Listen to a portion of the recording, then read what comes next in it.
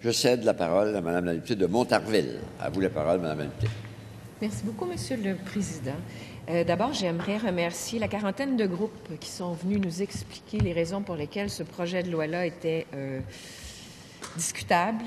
On a énormément appris. Donc, une quarantaine de groupes ont été entendus, mais il faut que vous sachiez aussi qu'il y en a 36 qui se sont désistés. Entre autres, M. Gérard Bouchard, et oui, le fameux commissaire de la commission, Bouchard-Taylor, mais ça, j'y reviendrai un petit peu tout à l'heure, puisqu'il a expliqué pourquoi il a décidé de se désister.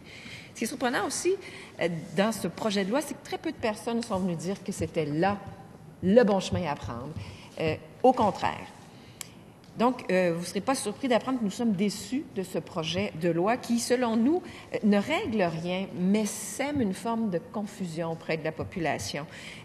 D'abord, le titre, en partant, et faites le test, Monsieur le Président, titre « Loi favorisant le respect de la neutralité religieuse de l'État et visant notamment à encadrer les demandes d'accommodement religieux dans certains organismes. » Loi favorisant le respect de la neutralité religieuse de l'État. Vous savez, Monsieur le Président, j'ai fait le test. J'en ai parlé à des citoyens un petit peu partout au Québec. J'ai eu l'occasion d'en rencontrer. Je leur ai demandé, vous, qu'est-ce que vous comprenez de ce projet de loi-là? Bien, Mme Roy, la neutralité religieuse de l'État, ça veut dire que les fonctionnaires vont être neutres. On ne verra pas de signes religieux. Et c'est là la confusion. Et ça, c'est l'article 4. Parce que lorsqu'on lit ce fameux article 4, c'est tout le contraire. Je vais vous le lire, l'article 4. Madame la ministre ne l'a pas lu tout à l'heure, mais je vais le lire pour le bénéfice des gens qui nous écoutent. Alors, voici ce qu'est la neutralité religieuse de l'État. Un membre du personnel d'un organisme public doit faire preuve de neutralité religieuse dans l'exercice de ses fonctions. Il doit veiller à ne pas favoriser ni défavoriser une personne en raison de l'appartenance ou non de cette dernière à une religion. Point. Si vous avez compris quelque chose là-dedans, vous êtes bon. En fait, on n'interdit aucun signe religieux. La neutralité n'est pas visible. Bien au contraire, on les acceptera tous. Et c'est pour ça que je vous dis que ça sème une certaine confusion. Et c'est important de le dire. Donc, on parle de neutralité religieuse. Mais, Monsieur le Président, la neutralité religieuse, ce n'est pas la laïcité de l'État. Et non, malheureusement. C'est pas la même chose. Et plusieurs juristes sont venus nous parler, tous des juristes qui ont rejeté du revers de la main ce projet de loi. Et ce sont d'éminents juristes qui ont parlé. Maître Louis-Philippe Lampron, Maître Guillaume Rousseau, Maître Julie Latour, qui est tout de même l'ex-bâtonnière du Québec. Et j'invite les gens qui m'écoutent actuellement à aller écouter le témoignage de ces avocats qui sont venus en commission parce que c'est extrêmement instructif. Et pour vous donner un exemple ici, j'ai colligé quelques données, quelques citations qui nous ont été présentées en commission et dont Mme la ministre a omis de mentionner la pertinence. Maître François Côté, qui est actuellement candidat au doctorat à l'Université de Sherbrooke, et pas n'importe quel droit qui l'intéresse, les droits fondamentaux, donc nos chartes et même la religion, donc un spécialiste de la question, et il a écrit dans son mémoire, et il nous parle de l'article 4, entre autres, de cette neutralité religieuse de l'État. En effet, un examen de quelques considérations théoriques préliminaires permet de mettre en lumière que la neutralité religieuse, telle qu'envisagée au projet de loi 62, épouse une approche du common law, épouse une approche du common law, la considérant sous l'angle du sécularisme. Elle ne cadre pas avec la conception québécoise d'inspiration civiliste de la neutralité religieuse comme devant relever de la laïcité, qui est la conception socio-juridique de la neutralité religieuse traditionnelle au Québec et qui en aura marqué les plus grands acquis sociaux depuis les 50 dernières années. Le PL 62 s'inscrit en faux avec le parcours historique des Québécois. Extrêmement intéressant. Je n'entrerai pas dans ces considérations qui sont extrêmement pointues en droit, mais il vient nous dire, attention, Madame la ministre fait une lecture des accommodements et de la neutralité qui est anglo-saxonne. Ben oui, le Canada, il y a une grande portion du common law, mais au Québec, on a des spécificités, là. Nous sommes des civilistes. Et il dit, faites attention à ça, parce qu'ici, on passe à côté. Donc, ça, c'est pour ce qui est de la neutralité. La neutralité n'égale pas la laïcité. Ces brillants avocats, il faut le dire, ils sont brillants, sont tous venus nous dire que cette notion de laïcité de l'État elle est absente dans ce projet de loi et que parler uniquement de neutralité religieuse, comme le fait la ministre à son article 4, ça va permettre, au contraire, l'arrivée de tous les signes religieux partout dans la fonction publique. Et je cite, je pourrais vous citer plusieurs autres exemples, je vais m'arrêter ici, mais on nous dit aussi que la neutralité, sans y inclure la laïcité, ça ne tient pas la route. Et actuellement, il n'y a pas de notion de définition de laïcité dans ce projet de loi. Nous, à la Coalition Avenir Québec, depuis 2013, Monsieur le Président, nous réclamons une charte de la laïcité. Il faut effectivement donner à la laïcité un statut quasi constitutionnel, l'édicter dans une charte. Et j'ai même eu le privilège de déposer ici même une charte de la laïcité, justement pour que le socle juridique exprime clairement que l'État québécois est laïque, parce qu'actuellement, il n'y a rien qui le dit en nulle part, là. Rien n'est écrit disant que l'État québécois est laïque. Donc, l'article 4 seul est insuffisant. Nous demandons des amendements à cet égard, absolument. Par ailleurs, le projet de loi 62 va bien en dessous des recommandations de la commission Bouchard-Taylor. Je vous en ai parlé d'entrée de jeu. M. Bouchard devait venir en commission. Il a été invité par le gouvernement. Il l'a décliné. Mais il a écrit une lettre dans la Presse Plus extrêmement éclairante. Je vais vous en faire part d'un extrait. Projet de loi sur la neutralité religieuse, une autre occasion manquée. Et c'est un texte qui date du 4 novembre, donc nous étions en commission, là, c'est tout récent. M. Bouchard nous écrit « J'ai décliné l'invitation à me présenter devant la commission parlementaire chargée d'étudier le projet de loi sur la neutralité religieuse de l'État. J'ai fait valoir que mes idées sur le sujet étaient bien connues. Il suffisait de retourner au rapport de la commission que j'ai coprésidé en 2007-2008. J'avais aussi une autre raison. Sur la base d'expériences précédentes, j'étais sûre que ces idées seraient rejetées, ce qui s'est avéré. Voici pourquoi ce projet de loi, dans sa formulation actuelle, me semble voué à l'échec. Le projet de loi est centré sur la neutralité religieuse de l'État, mais ce concept est défini beaucoup trop sommairement. Il recevra inévitablement des interprétations différentes en fonction des situations. Ainsi, on peut comprendre le projet de loi comme un engagement de l'État à ne manifester aucune préférence en matière de religion, mais ce principe peut s'appliquer de deux façons. Si on prend l'exemple du cours Éthique et culture religieuse, on peut en bannir toutes les religions ou bien les admettre tous. Dans les deux cas, la neutralité est respectée. De même, on peut interdire tous les symboles religieux dans l'enceinte de l'Assemblée nationale ou on peut tous les accueillir. Qu'est-ce qui fait défaut? Ce qui manque, c'est l'affirmation d'un autre principe fondamental, soit la séparation de l'État et de l'Église que l'on confond ici avec la neutralité. Le principe de séparation est pourtant un fondement de notre société et de la civilisation occidentale. C'est ce qui a ouvert la voie à la société civile et à la démocratie. Pourtant, ne pas l'avoir rappelé haut et fort, c'est pour moi inexplicable. Il continue ainsi, je vous invite à lire, mais il termine en concluant, bref, on se demande à quoi sert ce projet de loi qui, par quatre chemins finalement, ne va nulle part. Il est évident qu'à moins d'importantes modifications, il faudra rouvrir ce dossier tôt ou tard. Alors ça, ce sont les enseignements de M. Bouchard, de la commission Bouchard-Taylor. Parlant de cette commission, je vous rappelle qu'il y a 10 ans déjà, on a tous payé collectivement pour ce rapport, un volumineux rapport, des centaines d'intervenants, des pages et des pages. Et la commission recommandait aussi d'interdire le port de signes religieux chez les employés de l'État qui sont en position d'autorité coercitive. C'est pas tout le monde, ça. Pour le bénéfice des gens qui nous écoutent, on recommandait d'interdire le port de signes religieux aux juges, aux procureurs de la Couronne, aux policiers, aux gardiens de prison. Et nous, à la Coalition Avenir Québec, depuis 2013, nous disons qu'il faut aussi interdire le port de signes religieux aux enseignants et aux enseignantes. Ils sont avec des mineurs influençables et tout signe devient un symbole, il devient du prosélytisme, porte un message. Et surtout, le fait qu'on soit enseignant avec des mineurs, des enfants, de jeunes personnes si influençables, on représente le parent. L'enseignant représente le parent lorsqu'il est devant les enfants. Et il a ce qu'on appelle la délégation de l'autorité parentale. Donc, puisqu'il représente les parents, il ne devrait pas représenter de symboles religieux puisqu'à cet égard, il devrait vraiment être neutre en apparence s'il veut représenter tous les enfants qui, eux, sont de confessions différentes. C'est la raison pour laquelle nous incluons les enseignants. Accepter cette recommandation des commissaires, c'est-à-dire interdire le port de signes religieux chez les employés de l'État en position d'autorité coercitive, uniquement ça, juste ça, ce serait un message extrêmement fort que la société québécoise est laïque et qu'il y a une séparation entre l'État et le religieux.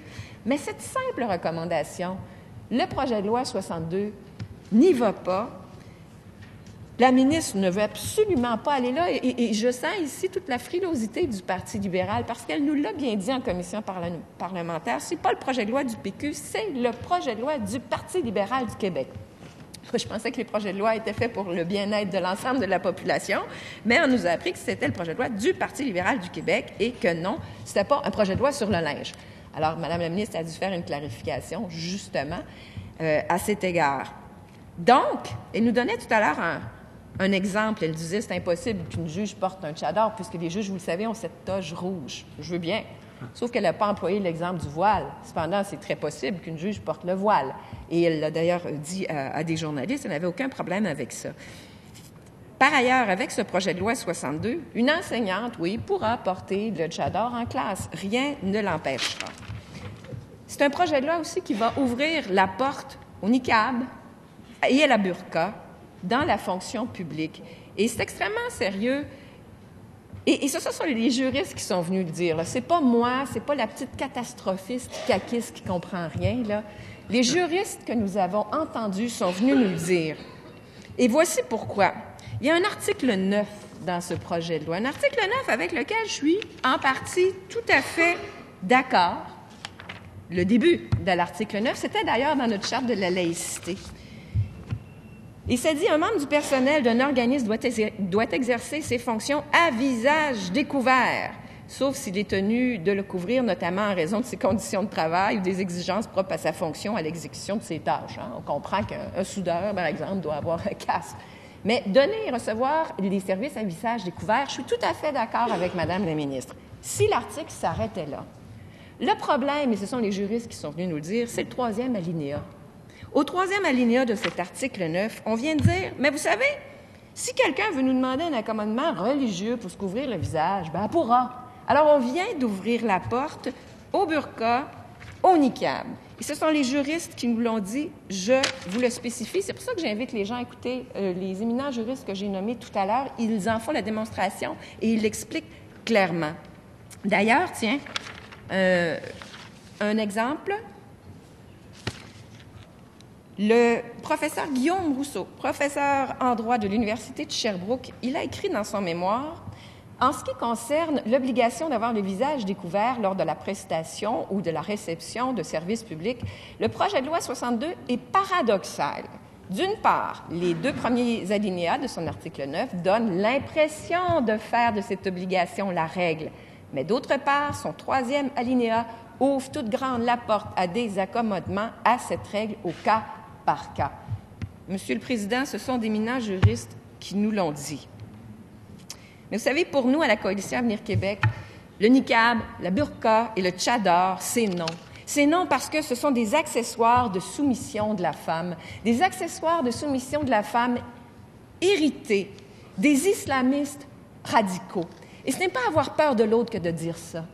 Il faut nommer les choses. Et il y a une moseuse de grande différence entre les islamistes radicaux et les musulmans. Et ça, je pense là, que les gens qui nous écoutent sont capables de faire la différence. Ils sont assez intelligents, les Québécois, pour comprendre ça. Et de ne pas tout amalgamer. Cela dit, pour nous, ce sont des accessoires hérités de l'islam radical, des islamistes radicaux. Et ça, ce qui me surprend, M. le Président, c'est même le Parti libéral ne veut pas l'entendre actuellement. Mais pourtant, à une autre époque, pas si lointaine, ils l'ont entendu, ils l'ont compris, ils l'ont écrit. Je vous ramène au rapport Ouimet, le rapport Ouimet de l'excellent juriste qui était député libéral et qui nous dit, c'est extrêmement intéressant parce que ça a été présenté au caucus libéral et les députés libéraux comprenaient. Il nous dit, Oui à l'interdiction de la burqa, du niqab et du tchadar chez les employés de l'État. La burqa, le niqab et le tchadar symbolisent un sens d'exclusion et un refus d'interaction sociale. Ils sont incompatibles avec la mission de l'État et la prestation de services publics. Entendre ça, là, on est d'accord avec les libéraux. Mais, Monsieur le Président, c'est plus le cas, là. Ça, ils l'ont renié du revers de la main, tout comme ils ont fait la même chose avec une autre grande libérale qui est venue nous parler en commission parlementaire, Madame Fatima Ouda Pépin. On ne peut pas accuser cette femme de faire du populisme ou encore de ne rien comprendre à ces enjeux. Elle les étudie depuis des dizaines d'années. D'ailleurs, je la salue parce que c'est cette femme qui nous a mis en garde contre certains groupes qui voulaient, entre autres... Est-ce que je dérange votre conversation? Alors, c'est cette femme, Monsieur le Président, qui a mis en garde des parlementaires tant du côté canadien que du côté québécois à l'effet que certains groupes voulaient demander l'introduction de la charia au Canada et au Québec. Et je la salue et je la remercie parce que nous avons tous ici voté contre l'introduction de la charia des tribunaux islamiques au Québec. Si elle n'avait pas réveillé le monde, Monsieur le Président, je me demande bien ce qui se serait passé. Alors, Mme Fatima Ouda Pépin est venue nous parler et elle a dit « Écoutez, ces accessoires de soumission de la femme, burqa, niqab, tchadar, ce ne sont pas des symboles religieux. Ce n'est pas écrit dans le Coran que les femmes doivent se couvrir de cette façon-là. Ce sont des symboles de soumission de la femme et il faut les interdire. » Madame Jamila Benhabib, oui, est venue nous dire, dans des mots différents, la même chose. Également, des hommes et des femmes qui viennent d'Algérie, du Maroc, de la Syrie, sont venus en commission parlementaire. Oui, Monsieur le Président, des musulmans qui sont venus nous dire « Attention, ce projet de loi ouvre la porte à ce que nous avons fui. Nous avons quitté des pays où il y a eu justement les affres et des dérives de ces islamistes radicaux. Il ne faut pas que ça se reproduise ici. » Ce qui m'attriste énormément, c'est qu'avec ce projet de loi 62, on va défendre le tchadar, alors que nous, de notre côté, on défend l'égalité entre les hommes et les femmes.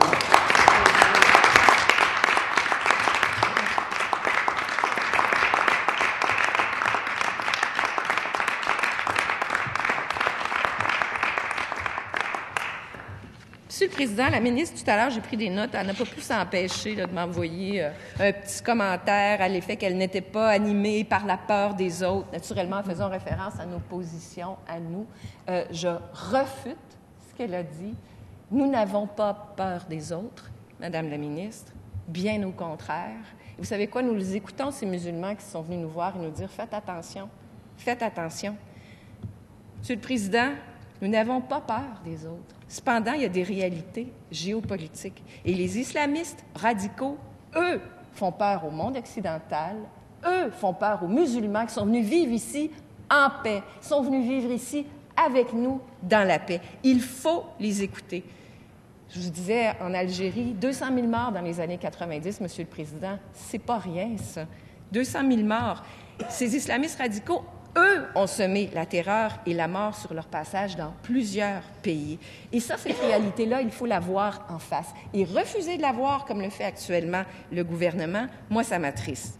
Ça m'attriste parce que ce projet de loi va ouvrir la porte aux revendications politiques, il faut le dire, et aux pratiques des islamistes radicaux. On ne peut pas tout accepter sous le faux prétexte que c'est un libre choix ou, pire, que c'est une pratique religieuse. Monsieur le Président, plusieurs personnes sont venues nous dire que burqa, niqab et tchadar, ce ne sont pas des pratiques religieuses. Ce sont clairement des manifestations de l'inégalité entre les hommes et les femmes, des accessoires de soumission de la femme qui ne sont pas acceptables et surtout, ce ne sont pas des pratiques religieuses et donc inacceptables pour nous. Mais ça, la ministre fait fi de ça. Moi, ça m'attriste énormément. Écoutez, j'ai 20 minutes, ça tire à sa fin, et je vous le dis là, que je refute ces termes comme catastrophisme.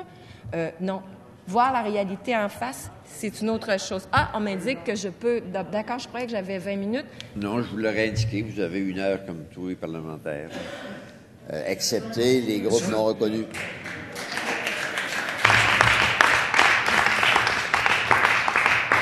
J'indique pas de la prendre, j'indique que vous avez la possibilité de la prendre. Je vous remercie beaucoup, Monsieur le Président. J'étais dans une motion du mercredi, alors qu'ici, nous sommes à l'adoption de principe. Donc, merci pour ce droit de parole que je vais prendre avec grand bonheur et grand plaisir.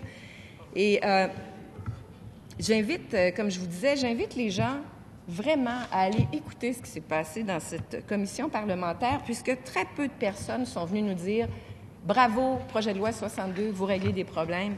Bien au contraire, on a entendu des gens des commissions scolaires, on a entendu, entre autres, témoignages extrêmement troublants de la porte-parole des spécialistes, des médecins spécialistes du Québec.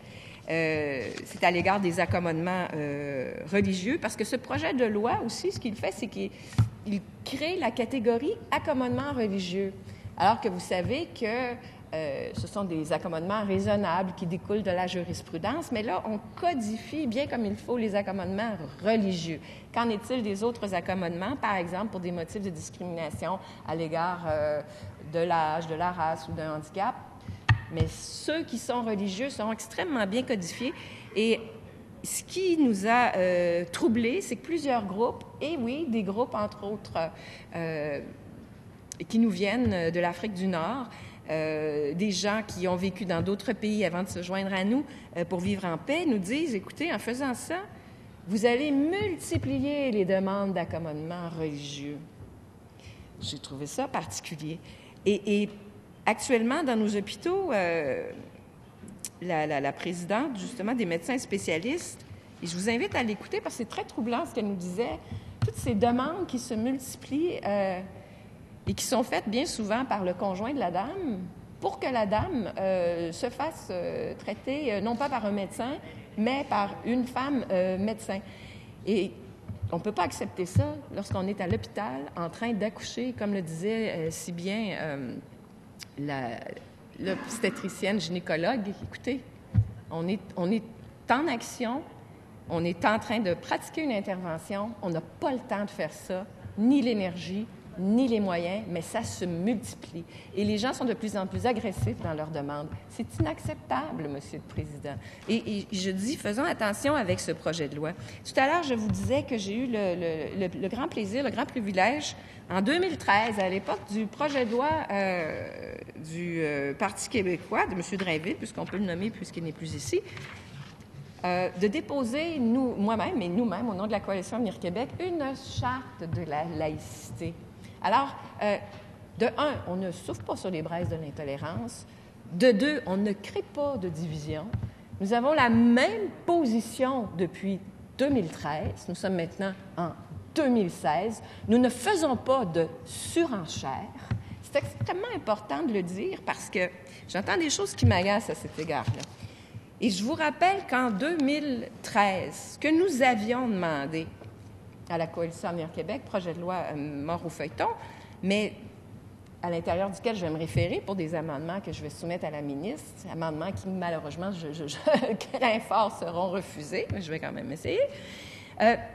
Nous disions dans cette charte de la laïcité, dont je vais vous lire seulement quelques articles, 1 à 6, nous disions à l'article 1 que la présente charte a pour objet d'établir les principes généraux et les balises servant de guide et de référence pour l'administration gouvernementale en matière de laïcité.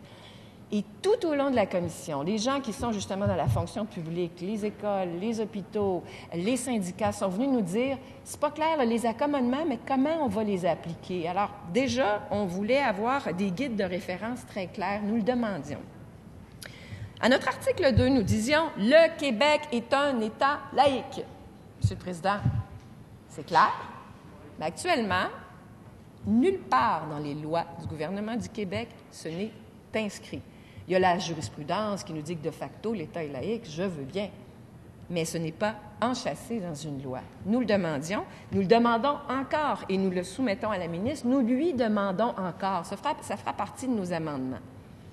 Et pratiquement tous les gens qui sont venus nous parler nous ont dit oui, il faudrait inclure le concept de laïcité à l'intérieur de la loi de Mme la ministre. À notre article 3, nous disions le principe de la laïcité prime au sein de l'État du Québec et de ses institutions, tout en garantissant la liberté de conscience et de religion. C'est extrêmement intéressant, la liberté de conscience et de religion. Certains intervenants nous ont dit, et je pense à Mme Bellabib, elle nous disait, le gouvernement ne fait pas la différence entre la liberté de religion et l'exercice de la religion. Elle a tout à fait raison. Et elle faisait référence, et ça ne venait pas de ses propres réflexions, elle faisait référence à l'honorable Claire L'Heureux-Dubé, l'ex-juge de la Cour suprême du Canada. Ce sont ses paroles à notre ex-juge de la Cour suprême du Canada. Il faut faire la différence entre la liberté de religion et l'exercice de la religion. Et dans le cas présent, le projet de loi 62 ne fait pas cette différence. Pourtant, il y en a une. Vous avez le droit de pratiquer la religion que vous voulez, d'avoir cette liberté de religion, ce qui ne signifie pas que vous avez le droit de faire tous les préceptes à tous les moments que votre religion vous enseigne. Ça, c'est l'exercice de la religion. Et le débat devra être fait un jour, parce qu'il n'a toujours pas été fait. Et on aurait eu l'occasion de le faire avec ce projet de loi, mais au contraire, on se tient très loin de ces nuances. À notre article 4, nous demandions le principe de la laïcité de l'État du Québec implique la neutralité de ses institutions face aux différentes confessions religieuses. On parlait de neutralité, c'est pour ça que je vous dis, j'ai rien contre la neutralité, mais la neutralité sans la laïcité, ce n'est rien. Ça ne donne rien, c'est une coquille vide. Et ça permet tout. Maintenant, notre article 5, nous disions, le principe de la laïcité de l'État du Québec consacre la primauté du droit à l'égalité entre les hommes et les femmes. Aucune dérogation ne peut être faite à ce droit tellement important, Monsieur le Président. Et puis, à notre article 6, nous disions le principe de la laïcité de l'État du Québec est prépondérant, mais doit s'appliquer dans le respect de la culture matérielle historique du Québec, incluant son patrimoine religieux. Il y a des dispositions également dans le projet de loi 62 sur le patrimoine religieux avec lesquelles nous sommes d'accord. On disait la même chose. Hein? Au moins un article dans tout le projet de loi, il faut le souligner. Alors, Monsieur le Président, bien sûr que nous allons soumettre des amendements. Il faut inclure la laïcité. Il faut modifier l'article de loi 9 qui va ouvrir la porte au visage couvert, à la burqa ou niqab quand les gens le demanderont. Il faut également faire en sorte, donc, inscrire cette laïcité, mais faire en sorte que la laïcité de l'État, elle soit aussi physique et qu'on interdise le port de signes religieux, qu'on interdise le port de signes religieux aux employés de l'État en position d'autorité coercitive. Pour nous, ce serait un signal extrêmement fort. Et nous ajoutons les enseignants pour une foule de raisons. Les intervenants sont venus nous le dire d'ailleurs. Et je fais référence à nouveau à tous ces groupes que nous avons entendus. Et je trouve, et j'ai hâte de voir si des modifications seront apportées, parce que je soumettrai naturellement cet accommodement demandant l'interdiction du port de signes religieux, parce que ces fonctionnaires de l'État en position d'autorité coercitive, ils représentent dans leur fonction, dans leur uniforme, ils représentent l'État. Alors, si l'État est vraiment laïque, on ne doit pas voir de signes religieux. Les gens le comprennent. Pourtant, on n'en est, semble-t-il, pas là avec le projet de loi 62, alors que nous ferons cet amendement et nous y ajouterons les enseignantes. Pour nous, je vous l'ai dit tout à l'heure, les enfants sont jeunes, sont très influençables. Et un tchador, pour la majorité des femmes, pour une bonne majorité des femmes, c'est un symbole de soumission de la femme. Je ne suis pas sûre qu'en classe, ce soit la meilleure place. Et pour nous, c'est important que les enseignantes ne portent pas de tchador, même si le visage est à découvert.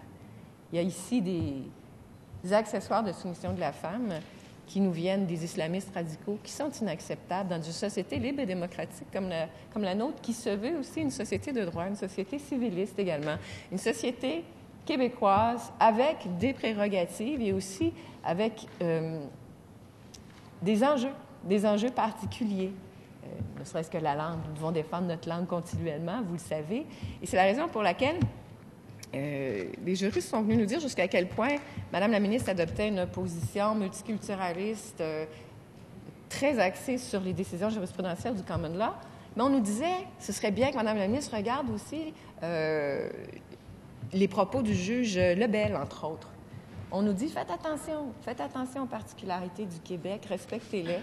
Et je pense que ce serait important. Alors, de notre côté, de toute évidence, nous allons, et ce n'est pas une surprise, voter contre l'adoption de principe, puisque tel quel, ce n'est pas acceptable et ça ouvre la porte à un paquet de dérives religieuses. Je sais que c'est un terme qui a été employé par notre premier ministre qui ne voulait plus parler d'intégrisme religieux, qui a décidé que l'intégrisme est un choix personnel. Il a décidé de parler de dérives religieuses. Alors, justement, des dérives religieuses, il pourrait y en avoir avec ce projet de loi. C'est important que les gens le comprennent parce qu'on n'en a pas fait grand état durant cette commission parlementaire, sauf les intervenants qui sont venus nous parler. Mais la ministre n'en a jamais fait état. Elle a beaucoup de difficultés à affirmer. Il me reste 1 minute? C'est pour pas qu'il y ait de confusion. Les porte-paroles, vous avez droit à 1 heure. Alors, c'est à vous de décider si vous poursuivez ou si vous terminez. Mais moi, dans quelques secondes, je vais suspendre. C'est ça. Mais c'est à vous de m'indiquer si vous voulez poursuivre ou pas. Je vais terminer ici. Nous voterons contre l'adoption de principe et je suis très surprise de constater que ma collègue du PQ est pour. Cela dit, je vais vous souhaiter bon appétit, mais j'ai des collègues qui voudront parler également. D'accord, mais votre intervention est terminée? Oui, tout à fait. Merci. Alors, je vous remercie.